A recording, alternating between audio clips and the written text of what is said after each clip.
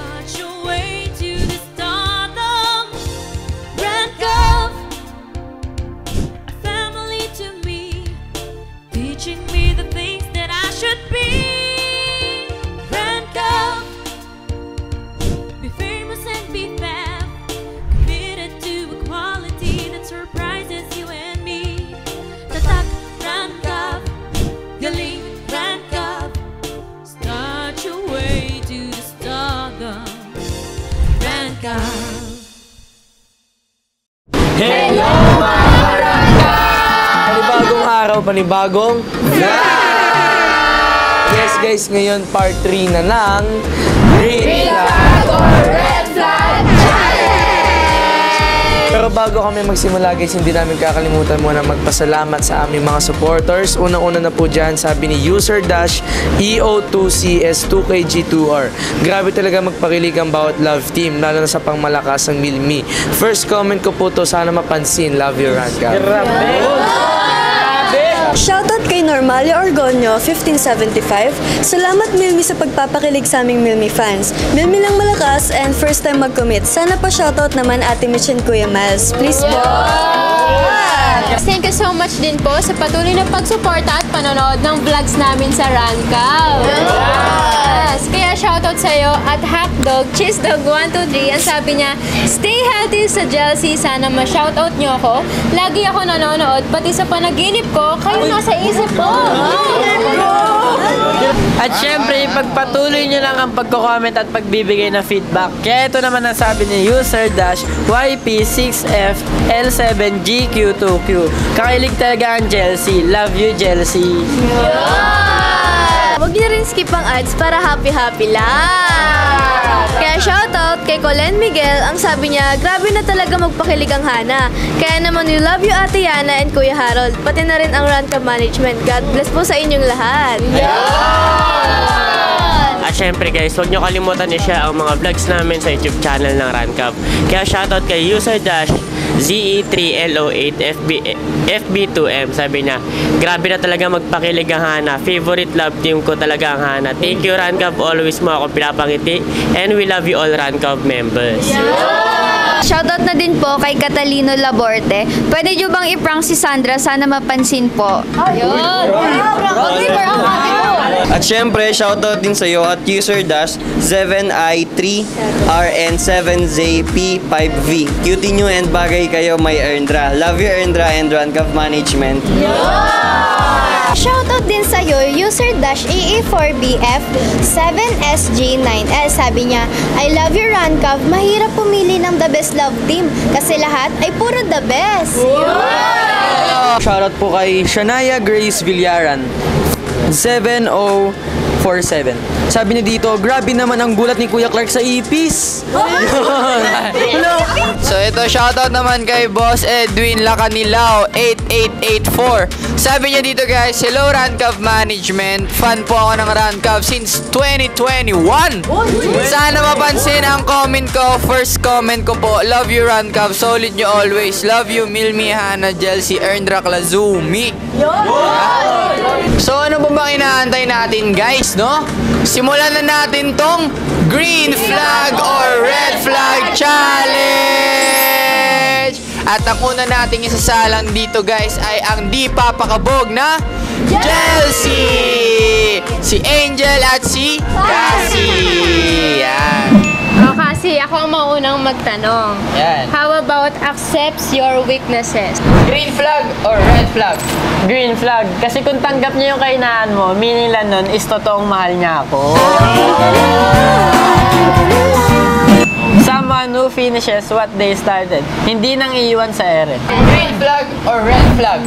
Siyempre, super green flag yan. Kasi alam mo, kapag sinimulan niya na, ibig sabihin tatapusin niya. Ibig sabihin hindi niya ako iiwan kahit anong mangyari. Yun lang. Treats people with the same respect you treat them with. Green flag or red flag? Green flag. Kasi marunong siya makisama at rumispeto. Di lang sa akin, pati sa iba.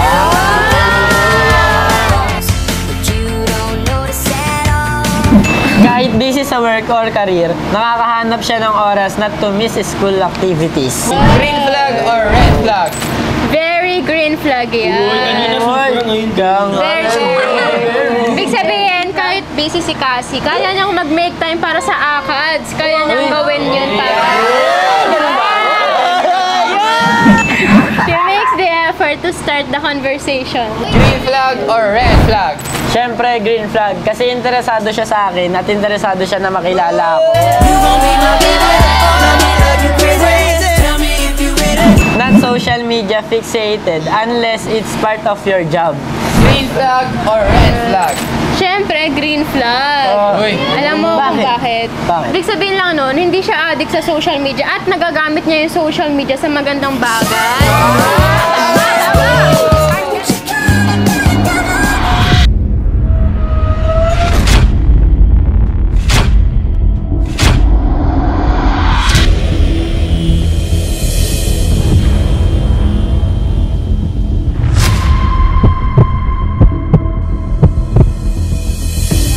Yung green flag or red flag ng di papakabog na jealousy natin doon, guys. Yeah. Pero dahil dyan, eto na susunod natin ay sasalang ang newbie Klazumi. Si Clark and si Kazumi. Unang tanong. Healthy relationship with his family, parents, siblings, etc. Green flag or red flag? Siyempre, green flag yan. Kasi kung sa family pa lang, is healthy na yung relationship nila, mas madali na yun para sa family ko and sa akin mismo.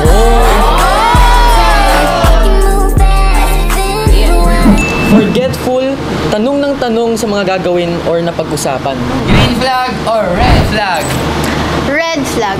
Actually, wala naman kasi masama kung magtatanong. Pero if tanong ka nga naman ng tanong sa bagay na napagplanuhan na, red flag na yun. Para hindi na nakinig. Masyadong possessive, like you can't go there, you can talk to that girl. Flag or red flag? Para sa akin, red flag yun. Kasi respeto ko naman dun sa partner ko ang pagiging possessive niya. Kasi dun mo malalaman na mahal ka niya at talagang may care siya sa'yo. Pero yung like sobra-sobra na yung masyado na siyang possessive, bad na yun. Kaya stop Red na. flag!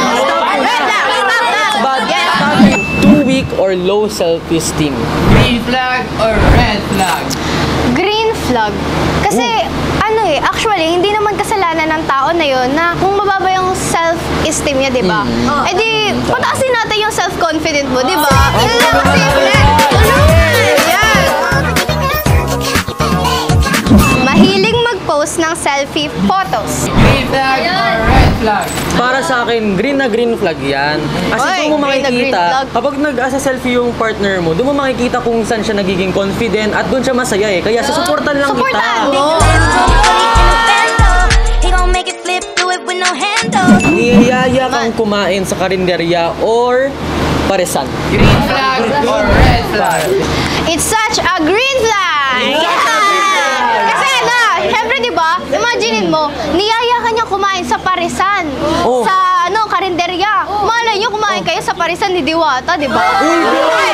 Imaginein mo, nag-effort siya sa'yo para lang mo paramdam niya na special ka kahit di ka ribisco.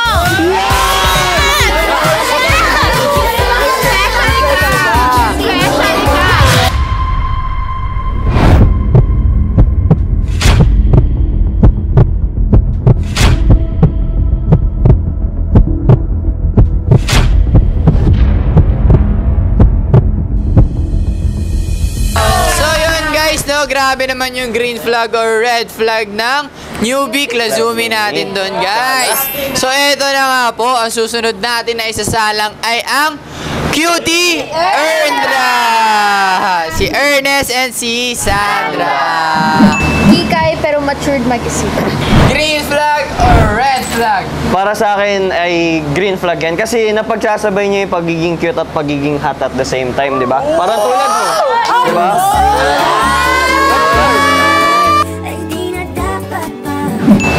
Love talking to your grandparents, nagmamano pa rin kahit modern na. Green flag or red flag? For me, green flag kasi sobrang gusto ko yung ganung tao. Like, nire-respect niya lahat ng elders. Yan. Tama. Ito, next question. Not good in lying. Green flag or red flag? Para sa akin, green flag yan. Kasi hindi siya sanay magsinungaling, di ba? Parang hindi niya nakagawian. Kasi we all know that honesty is the best policy. Tama. Active sa sport and other related activities. Green flag or red flag? For me, green flag. Kasi gusto ko yung mga tao, sa lalaki yung sporty type. Kagaya sa'yo, di ba? Nag-sport ka. Oo. Ano ba nila? Boxing, tama. Game. Mahilig sa love bombing. Green flag or red flag? Para sa akin, red flag yan. Yung tipong papakitaan ka ng napakagrabing emosyon sa simula, papakiligin ka tapos pa nga iiwan ka din sa ere. Ang love language niya ay pagsilbihan ka. Green flag or red flag? Green flag talaga siya kasi mahirap na siyang hanapin sa panahon ngayon yung pagsisilbihan ka talaga habang buhay. Di ba? Paglulutuan kita.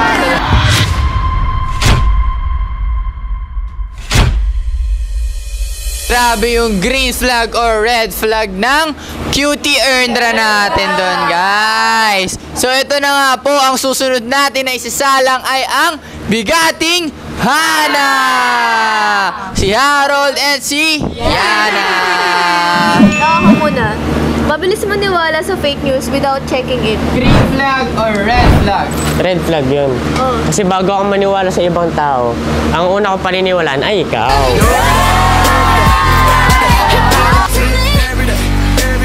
Masyado seryoso. He takes seriously on everything. Green flag or red flag? Red flag. Red flag. Kasi napaka-toxic ng tao kung kahit mga maliliit na bagay, sineseryoso mo agad.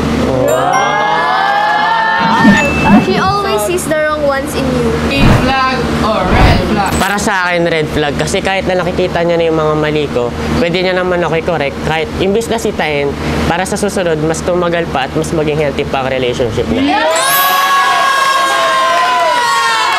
Hinahayaan ka na ikaw magdesisyon in some aspects. Green flag or red flag? Green flag, syempre. Kasi nire-respeto niya yung mga desisyon mo sa mga bagay-bagay.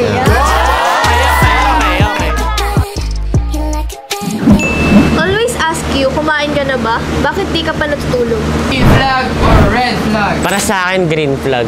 Kasi ibig sabihin nun para sa akin, may pake siya sa akin, may care siya sa akin. At saka, at the end of the day, ako pa rin nasa isip niya. Hindi niya nakakalimutan ang birthday mo at laging may pasorpresa sa'yo. Green flag or red flag? Green flag! Kasi ibig sabihin nun, importante yung birthday mo sa kanya and nag-e-effort siya para sa special day mo.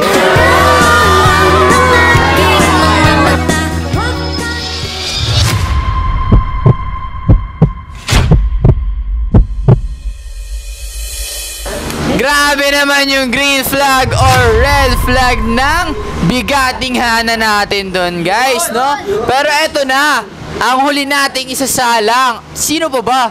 Eh di ang pangmalakasang Milmi na si Miles at si Mitch.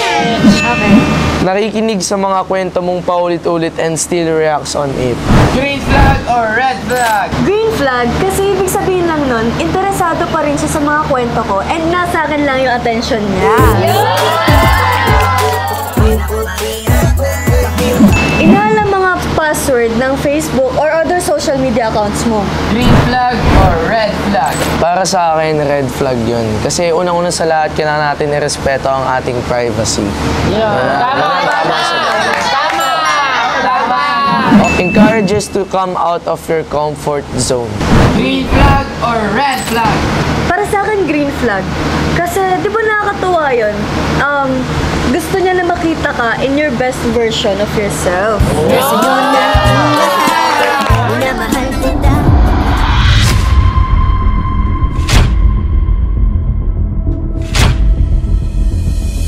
Ni-insist na tama siya palagi when it comes to planning and others. Green flag or red flag?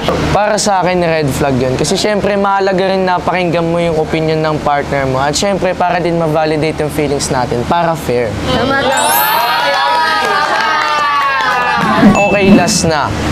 Nagbibigay ng flowers at ng chocolate. Green flag or red flag?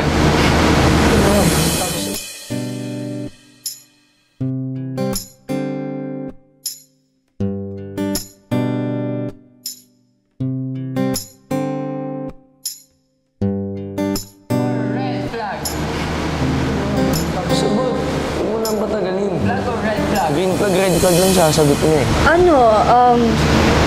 Green flag. Kasi ako yung tipo na gusto ko na may nagbibigay sa akin ng bulaklak, tsaka matatamis. Kahit sino naman, di ba? Ako naman ako.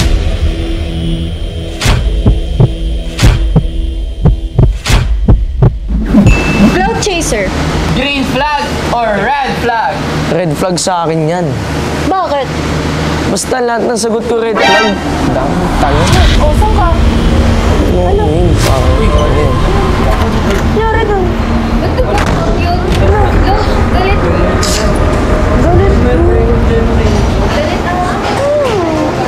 Wala naman kami problem eh. Ginawa mo ba dyan? Hindi ko alam.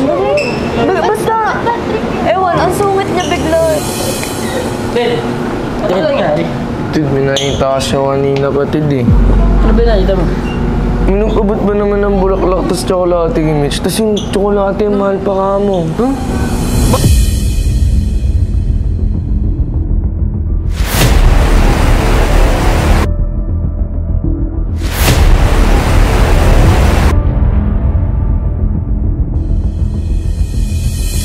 Baka naman prank lang yan. Di, Tid, malapong prank. Tsaka kung may prank naman ngayon, pagsasabihan naman tayo ngayon. Oo, yun din nakala ko noon eh. Baka prank lang. Tara, outro na lang tayo, Ted. Tara. Kaya nyo Tid, kayo na lang muna. Hindi ko talaga kayo makita si Mitch eh. Gusto ko na magpahinga muna ako doon. Sa labas. Sige, ikaw bahala. Dito namin. Sige. Kaya na rin. Kami na mag-outro. Sige.